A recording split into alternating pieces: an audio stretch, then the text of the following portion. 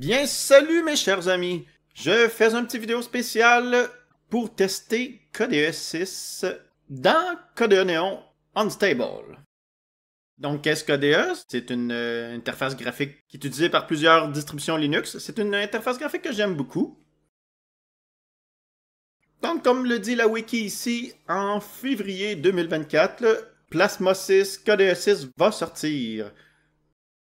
Donc, pourquoi faire cette vidéo? Ben, c'est juste pour tester ensemble. En fait, j'ai téléchargé et installé KDE Neon Unstable, qui vient avec KDE 6. Et on va regarder ensemble de quoi qu'il y a de l'air. C'est une vidéo qui sert pour les curieux qui voudraient voir aujourd'hui. Donc, là, on est présentement le 25 septembre 2023. À quoi ressemble la version non stable de KDE 6.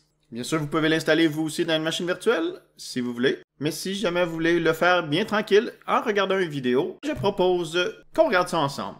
Donc, je vais démarrer ma machine virtuelle. Ah, les changements majeurs d'interface graphique. J'en garde des traumatismes. Haha, je blague. Mais je me souviens quand même de l'époque où j'étais un grand fan de GNOME 2 et que quand GNOME 3 est sorti avec une philosophie complètement différente pour l'interface graphique, plusieurs fonctionnalités dont j'étais habitué et que j'appréciais ont disparu aussi. Et c'est également vrai pour lorsque KDE 3 a passé à KDE 4 avec l'arrivée de KDE Plasma. Il y avait beaucoup de trucs nouveaux et beaucoup de trucs instables, beaucoup de bugs dans l'interface graphique, une certaine lourdeur également dans la façon que l'interface graphique réagissait. Disons qu'il manquait beaucoup d'optimisation et que dans les mois suivant ces changements, je me suis beaucoup cherché au niveau de l'interface. J'essayais de retrouver une interface où je me sentais confortable. Bien sûr, des fois, c'est juste une histoire d'habitude, puis il faut défaire nos vieilles habitudes. Mais il y a aussi le goût et de trouver l'interface qui est bien adaptée à nous. À l'époque, GNOME 2 avait beaucoup de trucs que j'appréciais beaucoup. Je me souviens aussi, presque dans la même époque de tous ces changements-là, Ubuntu ont sorti leur interface graphique Unity, qui était très instable au début. Cinnamon n'existait pas encore. Mété n'existait pas encore. Mété qui est un fork de GNOME 2. Bref, il y a eu une année ou deux avec beaucoup de changements dans les interfaces graphiques. Donc voilà mon petit cours d'histoire improvisé. Donc tout ça pour dire, maintenant que je suis habitué à KDE 5, est-ce que je vais vivre le même changement? En fait, je doute de fort que ce soit des aussi gros changements.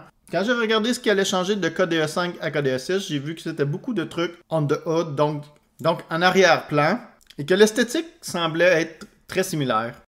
Là, on est dans la page de connexion. Honnêtement, c'est très similaire. Donc, je vais me connecter avec mon utilisateur.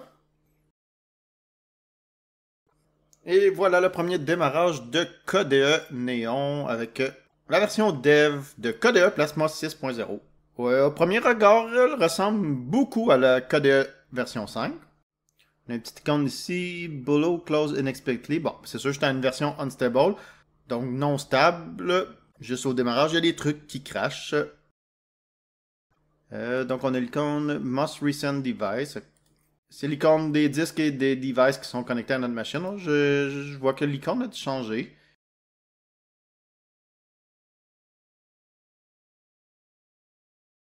On va maintenant aller voir les applications. Donc le menu est très semblable à KDE 5. Vraiment pour le moment, côté esthétique, je ne vois pas grande différence de mon côté.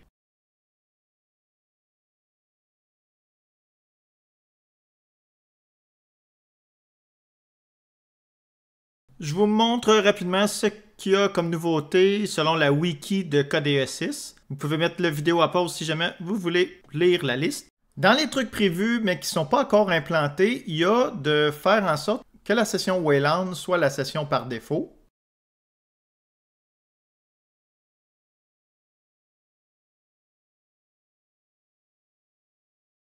Donc, c'est pas encore implanté. Donc, je suis encore en Xorg. Donc, je vais me déconnecter. Je vais voir si je peux choisir Wayland.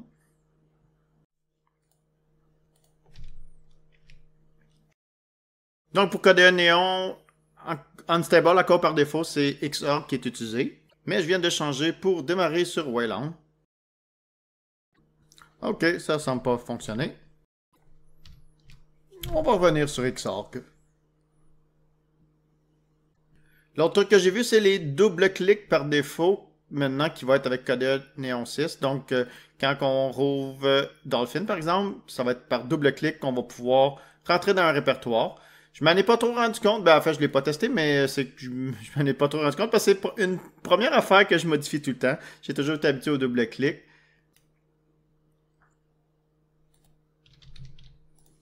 Mais c'est ça. Si je veux rentrer dans mon dossier test, le un clic ne fonctionne plus. Donc ça, ça me va parce que c'est ça que je faisais par défaut. Je configurais tout le temps le double-clic. Donc j'aurais pu à le faire. Mais voici comment le remettre comme avant. Si jamais vous êtes un grand fan du simple clic pour ouvrir une application. Donc ouvrez les paramètres du système KDE. Et ici, on a Workspace Behavior. Si jamais votre système était français, Workspace, c'est espace de travail. Et ensuite, cherchez comportement de l'espace de travail. Dans General Behavior, donc comportement général, vous avez ici les options qui nous intéressent. Donc, c'est qu'est-ce que ça va faire si vous faites un clic. Est-ce que ça va les sélectionner? Donc, il faut faire un double clic pour l'ouvrir ou ça les rouvre à un seul clic. Ça, c'est le comportement de comment KDE était configuré par défaut auparavant, avant la version 6. Donc, qu'est-ce qu'il y a d'autre à montrer? On a le Task Switcher. Donc, pour vous montrer ça, je vais ouvrir deux applications et je vais faire Alt-Tab. Voilà en gros comment ça ressemble. Donc, c'est un truc qui a changé avec KDE 6. Et voici à quoi ça ressemblait dans KDE 5.27. Donc, c'est le Task Switcher que je vous montre. C'est le truc qui change d'application ouverte lorsque vous faites Alt-Tab. Donc, quand vous tenez à foncer la touche Alt, puis vous changez avec Tab, en appuyant plusieurs fois sur la touche Tab, c'est cette fenêtre-là qui apparaît. Donc, on voit qu'il est différent et c'était annoncé dans les features de KDE Plasma version 6. Pour la suite du vidéo, on va ouvrir la Logitech. Enable to load the application. Vérifiez votre connexion Internet. Pourtant, je pense bien d'avoir une connexion Internet, à moins que... Je vais juste confirmer, je vais pigner un site Internet. Mes pings fonctionnent, donc j'ai bien une connexion Internet.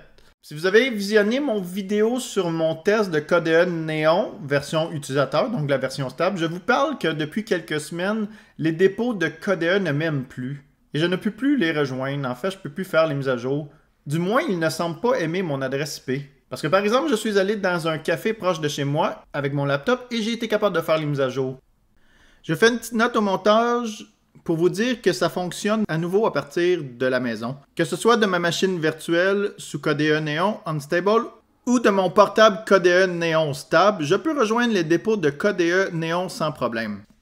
Je n'ai rien trouvé qui pourrait expliquer clairement ce qui s'est passé, mais j'ai quand même vu un message d'une personne ayant un trouble similaire à la même période.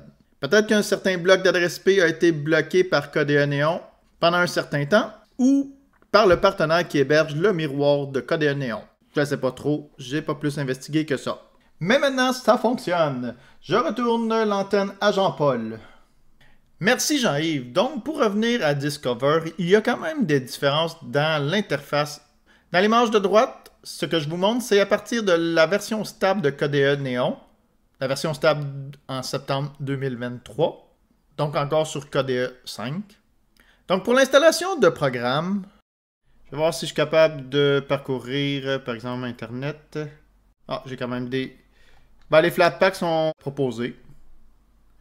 On dirait que je vois juste les logiciels Flatpak, en fait.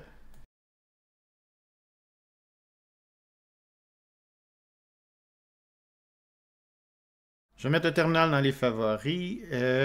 Pin to Task Manager. Ouais, le Task Manager, mais je vais aussi le mettre dans les favoris. Ok, c'est comme bizarre, il y a deux fois. Le panneau, ok, oui, le panneau, c'est ici. Le Task Manager, c'est les applications qui sont ouvertes, mais on peut piner une application, donc qu'elle reste dans le gestionnaire de tâches, même si l'application est fermée. Mais là, dans mon cas, je vais juste l'enlever du panel et le laisser dans le Task Manager. Donc, un raccourci dans la base ici, c'est pas la même chose que les icônes qui sont dans le Task Manager. Ici, c'est le Task Manager. Donc, par exemple, je voulais le mettre dans les favoris. On dirait qu'il n'y a toujours pas le menu d'ajouter dans les favoris. Donc, bien sûr, comme je disais, c'est une version dev très unstable qui va sortir dans plusieurs mois encore. Donc, c'est pas trop grave ces genres de bugs-là pour le moment. C'est normal d'en avoir beaucoup. Donc, c'était juste pour voir de quoi avait l'air, en fait, l'interface graphique de KDE version 6, KDE Plasma version 6. Je sais pas si de votre côté, il y a des trucs que vous auriez aimé que je montre dans cette vidéo-là, donc soit des applications de quoi qui ont de l'air. Donc, mettons, je rouvre Kate. Au premier regard, c'est très ressemblant à ce que j'utilise normalement sur KDE Neon 5. Donc, j'essaierai peut-être dans le prochain mois de voir de mois en mois, peut-être jusqu'à la sortie de KDE Plasma 6, voir les évolutions, qu'est-ce qui change. Et peut-être, quand j'aurai accès au dépôt, j'installerai peut-être quelques logiciels de KDE pour qu'on les regarde ensemble, voir à quoi ça ressemble, etc. Mais là, présentement, je ne peux rien installer. Donc, merci d'avoir regardé la vidéo, qui était très courte et finalement avec plein de problèmes, mais c'est correct. C'est une version dev de KDE, c'était juste... je l'ai découvert en même temps que vous. Dans le fond, c'était la première fois que j'ouvrais le OS après l'installation. Et c'était juste pour voir ce qui avait changé dans l'interface de base. Et ici, c'était quand même assez ressemblant à KDE Plasma version 5. Je sais que beaucoup de changements ne sont pas que esthétiques, c'est beaucoup de trucs en arrière-fond, les librairies, etc. Mais pour cette vidéo-là, je voulais juste voir le côté esthétique, le côté feel. Ok, ça ressemble beaucoup à l'ancien KDE. Et suivons l'évolution dans les prochains mois.